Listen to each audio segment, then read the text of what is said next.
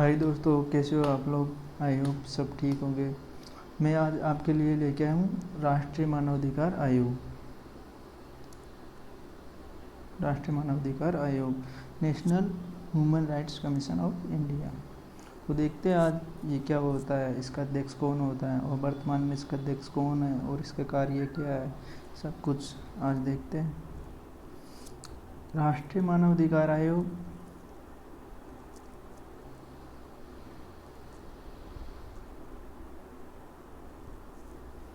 राष्ट्रीय मानवाधिकार आयोग Bharat, national human rights of India. Bharat का राष्ट्रीय मानवाधिकार आयोग एक स्वायत्त विधिक संस्था है। मतलब इसकी स्थापना 12 अक्टूबर 1993 में हुई थी। इसकी स्थापना 12 अक्टूबर 1993 में की गई थी और ये सांविधिक निकाय है। संवैधानिक निकाय नहीं है, ये है सांविधिक निकाय है। ये सांविधिक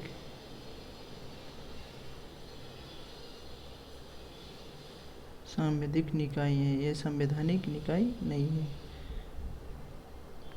इसकी स्थापना राष्ट्र मानव अधिकार संरक्षण अधिनियम 1993 के अंतर्गत की गई थी।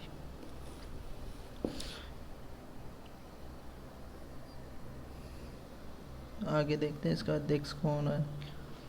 तो ये संविधान द्वारा दिए गए इसका कार्य, मतलब जो ये इसका मेन जो क्या मोटो क्या होता है, मतलब क्या करता है ये संविधान द्वारा दिए गए मानव अधिकारों, जैसे संविधान द्वारा अपन को दिया गया है कि जीवन का अधिकार, स्वतंत्रता का अधिकार और समानता का अधिकार आदि की रक्षा करता है। मतलब कि अगर इनका किसी प्रकार से हनन होता है, ये ठीक प्रकार से किसी को मिल नहीं रहे होते हनन होने पर, तो राष्ट्रीय मानवाधिकार आयोग का कार्य होता है कि ये इसके लिए कार्य करे।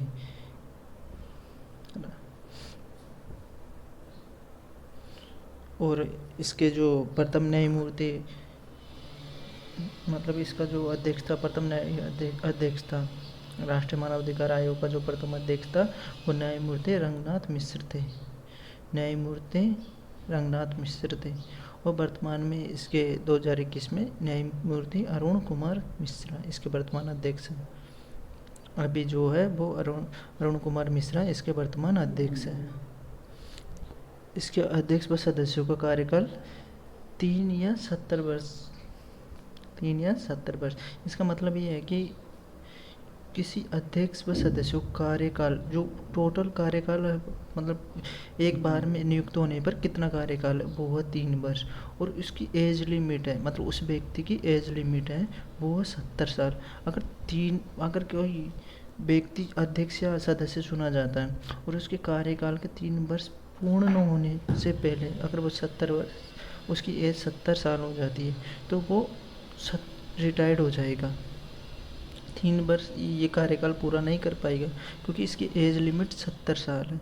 यदि कोई 70 साल का नहीं होता और उसकी 3 वर्ष के कार्यकाल पूरा करता है तो वो पूरा कर लेता है। और ये मतलब कि 70 साल एज लिमिट है, इससे ज़्यादा नहीं जा सकता। चाहे तो वो अगर वो किसी की एज 1969 में अगर वो कोई अध्यक्ष सदस्य चुना जाता है तो उसका कार्यकाल टोटल 1 साल करेगा, क्योंकि 1 साल बाद उसकी एज 70 साल हो जाएगी और 70 साल एज लिमिट है, इससे ज़्यादा नहीं रह सकता वो। और ये अगर किसी के मानो कि कोई 65 में कोई अध्यक्ष चुना गया है, यदि कोई व्यक्ति 1 मिनट उठा देता हूँ मैं इन सबको। यदि कोई व्यक्ति 65 की एज में अध्यक्ष चुना गया है, उसका कार्यकाल है 3 साल का। 3 साल बाद कितने हो जाएगा, 68 का। तो वो पुनर्नियुक्ति की दोबारा चुना जा सकता है, उसकी पुनर्नियुक्ति की जा सकती है, क्योंकि उसकी एज लिमिट 70 साल है। 70 साल होने से पहले वो पुनर्नियुक्त किया जा सकता। अब यहाँ पर 68 है तो वो एक बार और चुना जा सकता, लेकिन इस बार वो 2 साल तक ही रहेगा, क्योंकि 2 साल बाद वो 70 साल को हो जाएगा, तो पुनर्नियुक्ति की जा सकती है। तो राष्ट्रीय मानवाधिकार आयोग के कार्य व शक्तियाँ देखते हैं। राष्ट्रीय मानवाधिकार आयोग के कार्य व शक्तियाँ देखते हैं।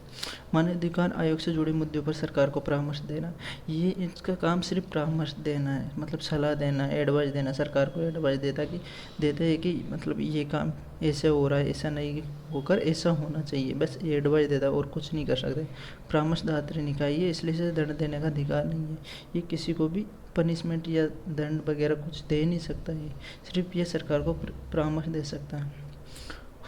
और ये 1 वर्ष से अधिक पुराने मामलों की जांच नहीं करता, 1 वर्ष से अधिक मामलों की जांच नहीं करता ये, लेकिन सरकार की सहमति से सुनवाई कर सकता है। मतलब स्वतः ये 1 वर्ष से मतलब अधिक खुद मतलब कि स्वतंत्र रूप से स्वतः 1 वर्ष से अधिक पुराने मामलों की सरकार की सहमति से सुनवाई कर सकता है, ऐसा नहीं कर सकता है। इसे लोक न्यायालय की शक्तियाँ प्राप्त होती है, इसे लोक न्यायालय की शक्तियाँ प्राप्त होती है। ये जो अपनी रिपोर्ट है वो राष्ट्रपति को सौंपता है, अपनी रिपोर्ट है वो राष्ट्रपति को सौंपता है। राष्ट्रीय मानवाधिकार आयोग के अध्यक्ष HL दत्तू, मतलब कि एक अध्यक्ष था HL दत्तू, राष्ट्रीय मानव आयोग का जो एक अध्यक्ष रहा था। इसने इस आयोग को दंतविहीन बाघ कहा है। उन्होंने दंतविहीन बाघ इसलिए कहा था क्योंकि इनको दंड देने की शक्ति नहीं है, ये सिर्फ परामर्श दे सकता है, इसलिए उन्होंने इसे दंतविहीन बाघ कहा था। अब देखते हैं आयोग की संरचना, मतलब कि इसमें कितने अध्यक्ष होते हैं, वो कितने सदस्य अध्यक्ष होते हैं। तो एक बहुसदस्यीय निकाय है, ये बहुसदस्यीय निकाय है, बहुसदस्यीय संस्था है। इसमें एक अध्यक्ष होता है, एक अध्यक्ष होता है। वे पांच सदस्य होते हैं, एक अध्यक्ष व 5 सदस्य होते हैं इसमें। और जिसमें अध्यक्ष चुना जाता है वो या तो उच्चतम न्यायालय का मुख्य न्यायाधीश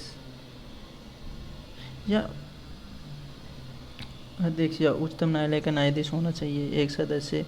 अब एक सदस्य जो है उच्चतम न्यायालय में कार्यरत या सेवानिवृत्त न्यायाधीश, एक उच्च न्यायालय का कार्यरत या सेवानिवृत्त मुख्य न्यायाधीश होना चाहिए। 3 अन्य व्यक्तियों को मानवाधिकार से संबंधित जानकारी अथवा कार्य अनुभव होना चाहिए। मतलब 2 अध्यक्ष जो चुना जाता है वो आयोग का अध्यक्ष भारत का कोई सेवानिवृत्त मुख्य न्यायाधीश या एक उच्चतम न्यायालय का न्यायाधीश होना चाहिए। ये तो हो गया अध्यक्ष का। और जो न्यायाधीश हो गया, और एक सदस्य जो है वो उच्चतम न्यायालय का,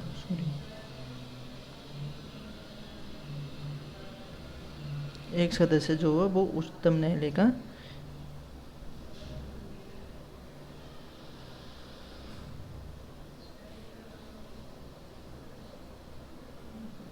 उच्चतम न्यायालय में कार्यरत या सेवानिवृत्त न्यायाधीश। और एक जो दूसरा सदस्य है वो उच्च न्यायालय का कार्यरत या सेवानिवृत्त मुख्य न्यायाधीश होना चाहिए। एक उच्चतम न्यायालय का, एक उच्च न्यायालय का, और बाकी के 3 सदस्य बचे कितने 3, क्योंकि एक अध्यक्ष और 5 सदस्य होते हैं, तो एक अध्यक्ष वो एक सदस्य ये हो गया, दूसरा ये हो गया, बचे कितने 3। जो बचे 3 सदस्य होते हैं उनको 3 अन्य व्यक्तियों को मानवाधिकार से संबंधित जानकारी होना चाहिए इनको मानव अधिकार से संबंधित जानकारी अथवा कार्य अनुभव होना चाहिए। इनको ही इन सदस्य चुना जाता। फिर देखते हैं कि जो अध्यक्ष होता है उसको कौन हटा सकता है। मतलब कि राष्ट्रपति व सदस्यों को, मतलब कि राष्ट्रपति अध्यक्ष व सदस्यों को उनके पद से किसी भी समय निम्न परिस्थितियों, मतलब कुछ कारण की वजह से हटा सकता है। यदि वह दिवालिया हो गई हो, जब वह मानसिक रूप से पीड़ित हो, मानसिक या शारीरिक रूप से पीड़ित हो, और यदि वह कोई किसी न्यायालय द्वारा अपराध या दोषी का मतलब सजा सुनाई गई हो, या अपराध या दोष सिद्ध किया गया हो इनके ऊपर, तो राष्ट्रपति इनको इनके पद से हटा सकता है। और राष्ट्रपति अध्यक्ष या किसी भी सदस्य को उसके दुराचरण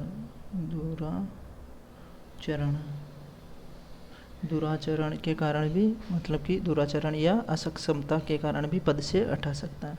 हालांकि इस स्थिति में राष्ट्रपति इस विषय को उच्चतम न्यायालय में डायरेक्ट नहीं हटा सकता, पहले वो उच्चतम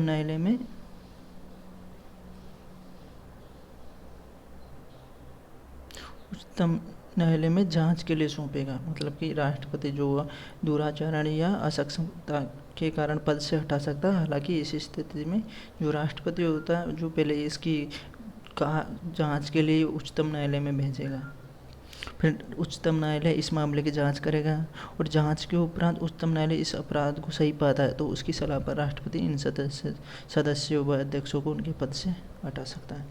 तो आज के लिए बस इतना ही। और इसमें एग्ज़ाम पॉइंट ऑफ व्यू से जो मैंने बताया वही इम्पोर्टेंट है, बाकी और कुछ भी चीज़ नहीं पूछी जाती है एग्ज़ाम्स में। तो वीडियो अच्छा लगा तो लाइक कीजिए और चैनल को सब्सक्राइब कीजिए एंड शेयर कीजिए। Thank you.